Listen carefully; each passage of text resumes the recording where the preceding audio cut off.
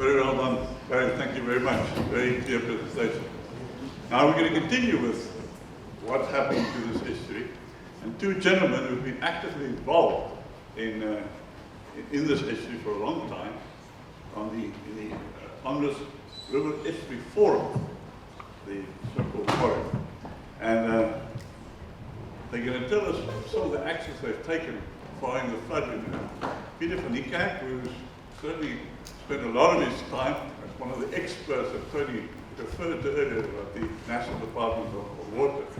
And he was responsible for water resource planning in South Africa for many years. So he's one of the real senior experts. Along with him is Niekerk, who's going to join him. And he is a geologist. He's got all kinds of experience in geology, not the least of which is he was involved in the big tunneling in the Drakensberg scheme. And he's been involved in tunneling projects in many parts of the world. And even on the Gautrain, he was involved in that. So he's a real expert in geology. So, you two gentlemen, over to you. Thank you very much. Barry, this fits in neatly with your talk. Thank you so much. So, we had this draft Estuary Management Plan, which we then used practically, and we started implementing. And we said, there was a steering committee at the time, and from that a forum was established, which included all the government agencies as well, and stakeholder organizations were represented, and then we started working. So this slide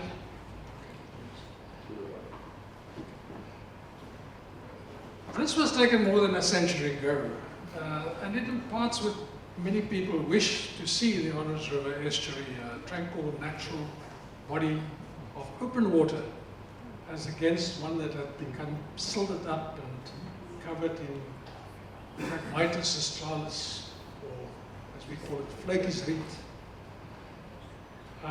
This picture was taken 50 years later, and already markedly reduced open water. Some of the flakies is evidence there in the background, but has not become as invasive as in later years. So by 1990, the local authority, with the financial support from riparian owners, decided on a dredging operation. And this was the dredger that came and been put together there to get into the estuary. There it goes in and started its operation. Some 35,000 cubic meters of sediment were removed, and follow-up surveys after that were done to see to what extent the dredged area has become silted up again. Now, what was remarkable was actually that the outline of the dredged area remained intact. Although, yeah, you can see some sedimentation happen. So by 2023, about half of the dredged area was again silted up. But the threats, the threats to the estuary increased. And we in 2016, as Barry said, the EMP was informed, and he gave us the broad thrusts of the Estuary Management Plan, those mentioned from A to F. I will just go into further detail on each one of them. So, first of all, there was to ensure an effective governance system. And that meant that everybody had to work together, everybody had to know what they had to do. The responsible parties were identified, like the municipalities, the catchment management agency, etc. But what was required in the Estuary Management Plan was that one authority be identified as a so-called responsible management authority. That that was an authority then that would chivvy the others along, that would coordinate activities, not do it itself, but would be the one that just makes sure everybody knows what they have to do and get them to do it in time. The obvious one for that task was the Overstrand municipality. They didn't want to do it, and there were long negotiations with DADP, this is the Department of Environment Affairs and Development Planning of the province. Unfortunately, after 6 years of negotiation, the whole thing came to naught, and the municipality then said, dug their heels in, they said, we're not going to do it, so the de facto responsible management authority is the municipality. Sorry, I messed up now. Just go back there. Okay. So, we now sit with the DADP as the responsible management authority. They sit in Cape Town. They haven't resourced the outfit that is supposed to be doing it. So we have got our concerns about the future effectivity of them being that, or fulfilling that role. Then, as far as the Onrus River Estuary Forum is concerned, that actually then was quick out of the blocks. They started with, they put up a constitution, a code of conduct, registered as a not-for-profit and a public benefit organizations. And since then, there were regular stakeholder meetings with the municipalities, regular meetings, AGMs, annual reports, and all this sort of stuff that organizations have to do. But the lack of an RMA, the Responsible Management Authority, meant that OREF had to attempt to do that coordination was missing. And that was a difficult task, because it didn't have the authority, and therefore progress was not as good as was hoped for. But the first real job, and the one that was really, the public really wanted, is that the water quality, especially right at the beach, should be such that people can swim in the estuary, in the lagoon as it's called there, without real worries about anything that the water may cause. A lot of effort went into the sampling procedures, into the standards that have to be looked at, risk assessments, and a lot of progress was made in that regard. We agreed with the Overstrand municipality and the Overberg district municipality, who actually have the recreational health portfolio in the district municipality. We worked hard on a so-called protocol of action that must be implemented the moment that there is maybe a spill of some pollution, or if a vent had been picked up in a sampling. That protocol is now about 2 years old. Overstrand municipality is putting it into practice. They have signed off on it, but we're still waiting for Overberg district municipality to sign off on it. So that is also an indication that the Responsible Management Authority would have had a better grip on these parties to come to the party, if I can mix metaphors. So we have addressed the obvious sources of pollution. There was the sewer line that was faulty, that ran along the river.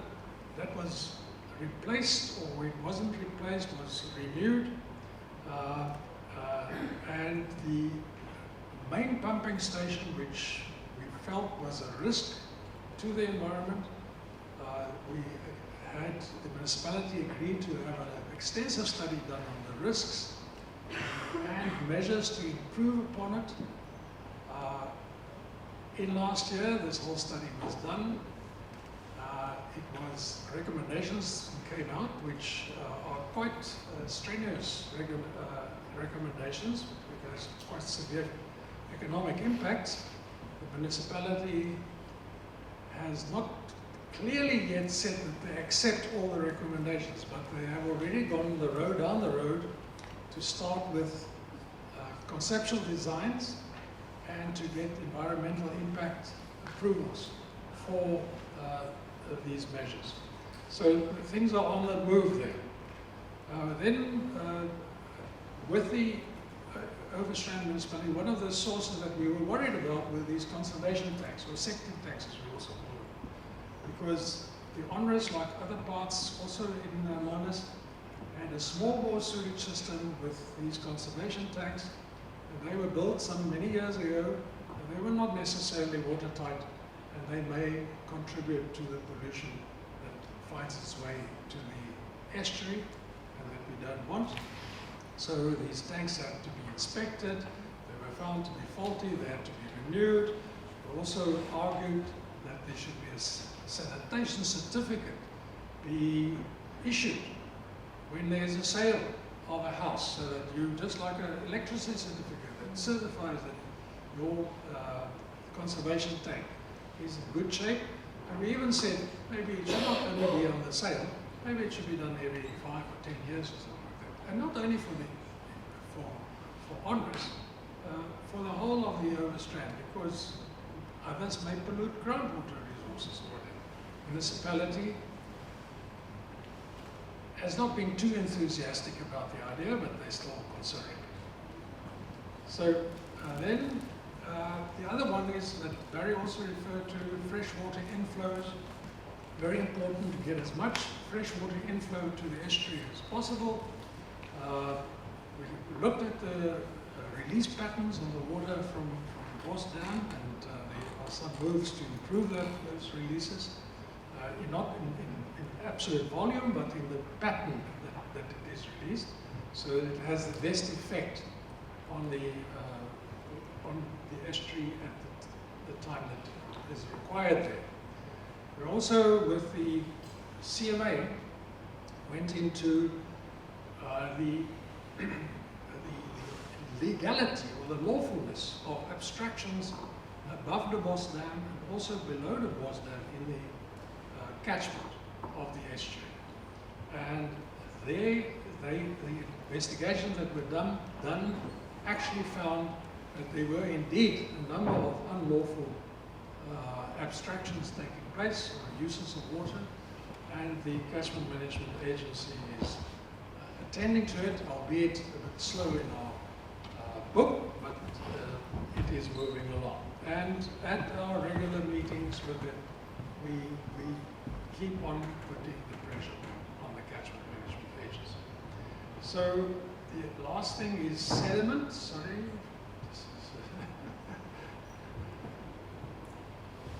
Sediment. A number of bathymetric surveys were done, as I've mentioned, to assess the sedimentation and when and if dredging may need to happen in the future. Now that was, of course, before the big flood happened. So we'll get to that in a minute. The other actions were on improving the recreational utility and raising awareness. Now we pushed for the recognition of the Onrus River, of the Onrus Beach as a blue flag beach, with the idea that you cannot have a blue flag beach and just next door to it is a lagoon that is polluted, so that will chivvy up on the municipality and all the other agencies involved to put in more effort into actions that will improve matters also for the estuary. We created an OREF Facebook page, an OREF website to communicate with stakeholders, and we start with the Onrus River Homeowners Association a program to remove some of the reeds, to open up the estuary, to have more of that open water that people would like to see.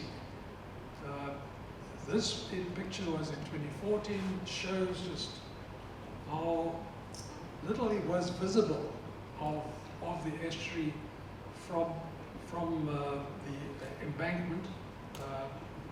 There's a public open space in that area. This is what you could see from the public open space. This program that was undertaken, and Niekerk was very much involved in that, was to get workers in. They got funding. They built these barges, and they did a lot of sterling work to remove the more open water, encourage birding, fishing.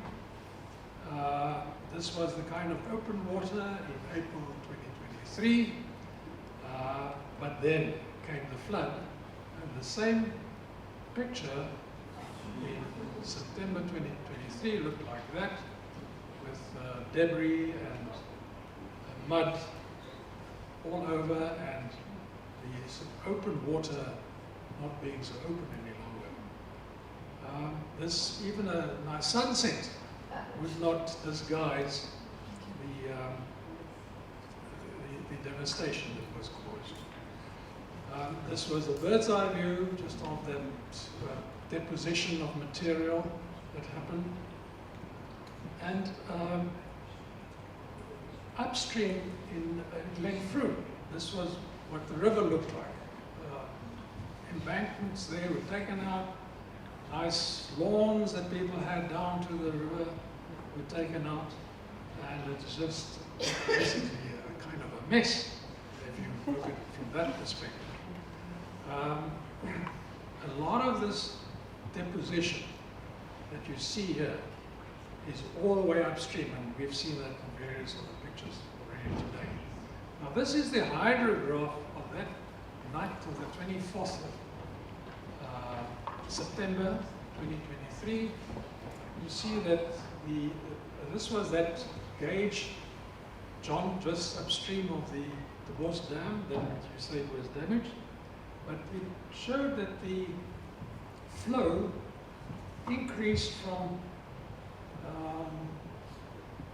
maybe 2 or 3 cubic meters a second to almost 100 cubic meters a second during the night of the 24th. And then it dropped again, so that by the end of the day of the 25th, it was back to about 5 cubic meters per second. So we had a short, sharp flood. And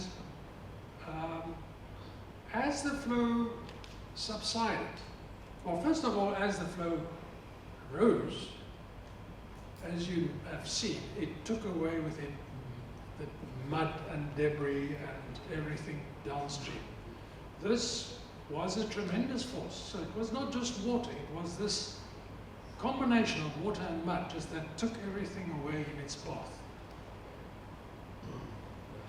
In the receding phase of this hydrograph, it quickly lost its power again, and those things started depositing all along into the estuary, that it wasn't already discharged into the sea.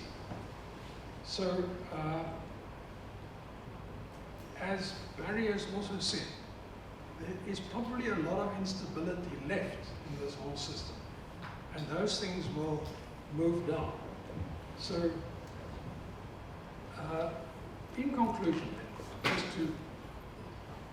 as far as the Estuary Management Plan, which I reported on, substantial progress was done, albeit slow. The September 23 flood now requires a complete rethink, as Barry also referred to. We need information, we need surveys, we need prognosis of the movement of the material. We need advice on measures that can be taken or should be taken, and we need clarity on role players and responsibilities to take this further. So at this point, then I want to hand over to Henny, who is going to talk about the impact of the flood and the actions that the community took